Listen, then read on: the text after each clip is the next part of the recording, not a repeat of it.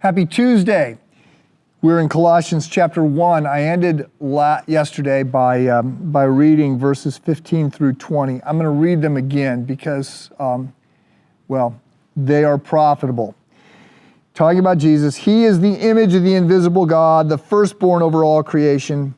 For by Him all things were created, things in heaven and on earth, visible and invisible, whether thrones or powers or rulers or authorities. All things were created by Him and for Him. He is before all things, and in Him all things hold together.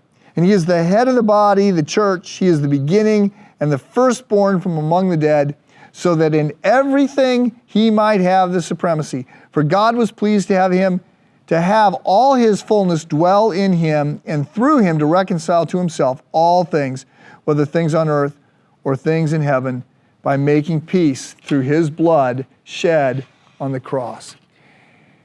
So we're told by Paul that all Scripture is profitable for correction, for training, for reproof, for study.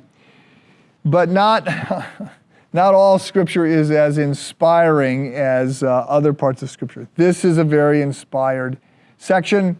Like John 1, it's very deep. A whole lot is being implied in a very short amount of time. Most scholars believe that what I've just read was a hymn, and that Paul, as he did in Philippians 2, sort of just dropped this hymn into place. It suggests the hymns were very theologically robust. So, look, I'm making the point that Paul is writing to contend against wrong ideas about the faith, which are usually either wrong ideas about who Jesus is or wrong ideas about how we are right with God. There are other ways that we can be wrong, but those are the two big ways people tend to mess things up. Around who Jesus is, what He did, and around how we can be right with God.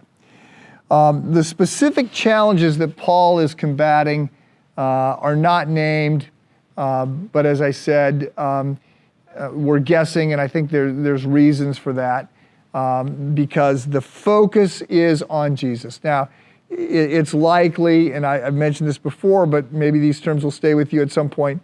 It's likely that it's either the Judaizers, which were people who claimed that for a Gentile to be right with God, they had to embrace Jewish culture, Jewish law. They had to become Jews, and then they could become Christians. So there's a lot of religious practices that need to be embraced.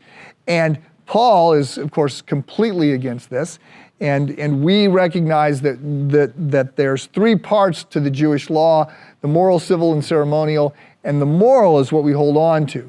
The civil law, we're not a theocracy, we don't need that law, and the ceremonial law around the sacrifice has all been changed because of Christ putting an end to the sacrifices. The moral laws are still true, we need to figure out the principles and apply them. But the Judaizers wanted all this other law to be applied. That's not it. It's also not Gnosticism, the idea that we're saved by what we know, and the suggestion that what matters is more spiritual, it's not physical, and some of the Gnostics would also be those that would argue that Jesus wasn't fully God, that Jesus wasn't fully man. So, look, here's the thing. Our reconciliation comes through Christ, the God-man, and it is through the blood. We are given peace, not through being religious. We are given peace, not through being good enough. We are given peace. We are reconciled to God through His blood shed on the cross for us. Be encouraged by that truth today. We'll pick this up tomorrow.